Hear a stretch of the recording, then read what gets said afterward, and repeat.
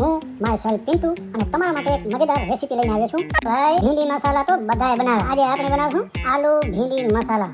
તો જેને ખાવાની ઈચ્છા હોય ને તૈયાર થઈ જાવ બનાવવા માટે. તો જો આપણે આમાં શું નાખ્યું એ તમે જોઈ લેજો જરા. 2 મોટા ચમચા દહીં નાખે, એની અંદર હળદર પાવડર, જીરું પાવડર અને લાલ મરચા આપણે સીધા એટલા જ નાખવાના, પછી વધારે થઈ જાય તો તકલીફ થશે. અને ગરમ મસાલો પણ આપણે બહુ ઓછો નાખ્યો છે. હવે થોડું નિમક ઉમેરીએ અને 1 ચમચી ભરી અને આપણે ચણાનો લોટ ઉમેરીએ. અને ઈ છે શેના માટે? બાઇન્ડિંગ માટે. ને આવી રીતે મિક્સ કરતા બધાને આવડે ને, બસ આ રીતે મિક્સ કરી લેવાનું. અરે ભાઈ એક વસ્તુ તો ભૂલી ગઈ તમને કહેતા, હવે કહી દઉં. ચાલો, જો તમે આપણી YouTube ચેનલ ફરતો ગુજરાતી જો સબસ્ક્રાઇબ ન કરી ને તો કરી નાખજો, તમને ઘણા બધા વિડિયો જોવા મળે, બહુ મજા આવશે આગળ હજી. હા, આ વાતો કેટલા આપણે જોજો તો તમે બહુ મજા આવશે. હવે આપણે આમાં 2 ટેબલસ્પૂન સરસોનું રાઈનું તેલ લીધું છે, એને આપણે એકદમ ગરમ થવા દેશું. આમ અંદરથી વરાળ નીકળે ને, આપણે ધુમાડા કહીને, ધુમાડા નીકળે ત્યાં સુધી. એટલે શું છે, સરસોના તેલની છે ને સુગંધ બહુ સ્ટ્રોંગ હોય છે, એટલે એ નીકળી જાય. ચાલો, ગરમ થઈ ગયું, આપણે ઠંડુ પણ કરી લીધું. હવે એની અંદર 1 ચમચી આપણે જીરું ઉમેરી દીધું આખું, અને એની સાથે હિંગ તો જોઈએ ને, હિંગ વગર થોડું ચાલે કંઈ. એની સાથે જો આપણે કટ કરેલા કાંદા, ડુંગળી, લીલા મરચા અને આદુ પણ ઉમેરી દીધું છે. અરે વાહ! હવે આપણે છે ને કાંદાનો કલર ચેન્જ થવા દઈએ થોડું, પછી આપણે એની અંદર લસણનો પેસ્ટ પણ ઉમેરી દીધો. હવે આને છે ને એકદમ ફૂલ તપમાં આપણે પકાવી લઈએ પહેલા ડુંગળી, અને ડુંગળીનો કલર ચેન્જ થશે ને એટલે આપણે મસાલો પણ હવે ઉમેરી દઈએ. જો આપણે જ્યાં મસાલો આપણે રાખ્યો હતો ને, ઓહો, એ મસાલો ઉમેરી દીધો બાપા. હા, મસાલો આવી ગયો અંદર. હવે આને મિક્સ કરી લઈએ. પછી થોડું પાણી નાખી અને આપણે એને પાતળું કરી લઈએ. જો મસાલો કેટલો ઘાટો થઈ ગયો છે ને, હવે થોડું પાણી, ગરમ પાણી નાખવાનું, ઠંડુ પાણી નહીં નાખવાનું. આપણે કેમ ટાઢ પડે, હા, એમ શાકને પણ ટાઢ પડે, કારણ કે એકદમ ગરમ અને પછી ઉપરથી તમે ઠંડુ પાણી નાખો તો એને તકલીફ થાય ને, એટલા માટે ગરમ પાણી ઉમેરવાનું હંમેશા. હવે આપણે પાણીને મસાલા સાથે આરામથી મિક્સ કરી લઈએ. શું છે, પાણીને માથું ન લાગે, મસાલાને પણ માથું ન લાગે, મિક્સ થઈ જાય.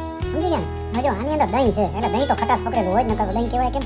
તો એના માટે આપણે 1 ચમચી આપણે અંદર છે ને ખાંડ ઉમેરી, તો થોડું શું છે, ખટ મીઠું થાય. અને ઉપરથી થોડુંક નિમક નાખી દીધું. હવે આપણે એને પાછું મિક્સ ખાટો અને મીઠો. ખરેખર ભાઈ બહુ ટેસ્ટી બનશે, મજા આવશે. તમે તમારે ટ્રાય કરજો.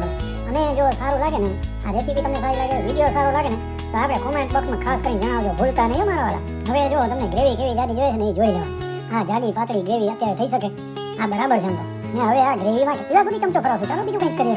જો આમાં આપણે 1 ટેબલસ્પૂન તેલ નાખ્યું છે ને, એમાં આપણે આલુ કાઢ્યા ને, આલુ ભાઈને ઉમેરી દીધા, અને એની અંદર થોડુંક આદુ ચોપ કરેલું નાખ્યું છે, અને સાથે મરચા ભાઈને લાંબા ચીરા કરીને નાખ્યા છે.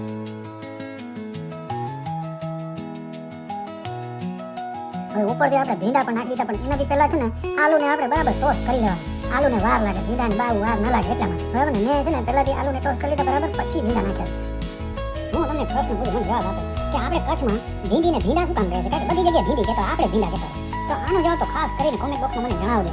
અને ઉપરથી થોડું નિમક નાખી દીધું છે. હવે આપણે ચમચા વડે મિક્સ કરી અને આલુભાઈ અને ભીંડાભાઈને ટોસ્ટ કરવાના, આરામથી મિક્સ કરવાનું, નકર ભીંડાભાઈને માથું લાગી જાય. હવે આપણે આમાં થોડું લીંબુ ઉમેરી દઈએ, એટલે શું છે, ભીંડામાં લાર ન. ચાલો, હવે પાછા આપણા મસાલા પાસે આવી ગયા. હવે ભીંડાભાઈ અને આલુભાઈને શું છે ને આપણે આ મસાલામાં ઉમેરી અને પછી પાછું પકાવી. એટલે શું છે, આરામથી મિક્સ કરવાનું, નકર ભીંડાભાઈને માથું લાગી જાય. હા, ભીંડાભાઈને માથું લાગી જાય મજા ના આવે. તો એનો જે કડકપણું છે ને એ રહે નહીં, એટલે ક્રંચ ન રહે એમાં. એટલે આરામથી મિક્સ કરવાનું. બહુ હવે પકાવવાની જરૂર છે નહીં આપણે, કારણ કે આપણે ઓલરેડી પકાવી તો લીધા છે. તો હજી આપણે આની અંદર છે ને થોડું ગરમ પાણી ઉમેરશું. ગરમ પાણી આજો એકદમ છે ને ડ્રાય થઈ ગયું છે, તો ગરમ પાણી ઉમેરશું. હવે છે મેથીબેનનો વારો. કસૂરી મેથી, શું નામ છે? કસૂરી મેથી છે ને, એ તો જોઈએ, મારી તો બહુ ફેવરિટ છે મેથી. એટલે કસૂરી મેથી આપણે ઉમેરી દીધી છે. હવે આપણે એને મિક્સ કરી લઈએ બરાબર. એટલે આપણું શાક જે છે ને, આલુ કહો કે ભીંડા કહો, ભીંડા આલુ મસાલા કહો કે આલુ ભીંડા મસાલા કહો કે ભીંડી આલુ મસાલા કહો, ગમે તે કહો, એ રેડી છે. હવે આપણે આની ઉપર જોશે શું, થોડી વાર આપણે પેલું પકાવી તો લઈએ. હવે પાણી હમણાં ઉમેર્યું છે, પછી તમને કહું શું આવશે.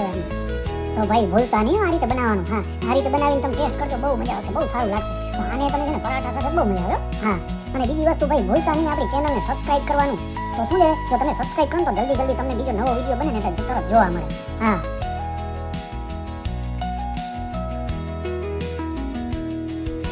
ચાલો ભાઈ, હવે આપણે તૈયાર કરીને કોથમીર બેનને તૈયાર કરી લઈએ.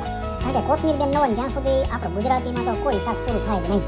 અને કોથમીર બેન આવે ને એટલે સ્વાદ એ બદલી જાય ભાઈ. હા, એ પણ ખાસ જોઈ નહીં તો એને તો બહુ માથું લાગે કોથમીર બેન. તો ચાલો, કોથમીર બેન પણ આવી ગયા છે આપણા શાકમાં, ને શાક આપણું રેડી છે, બેસી જાઓ જમવા. તો ચાલો મિત્રો, તમે એન્જોય કરો આલુ ભીંડી મસાલા, અને હું બીજું કંઈક વળી ગોતું કંઈક નવું ને. તો ચાલો વળી ભેગા થાશું, જલ્દી ભેગા થાશું. બીજું શું, ભલે તો હવે થાય. રામ રામ.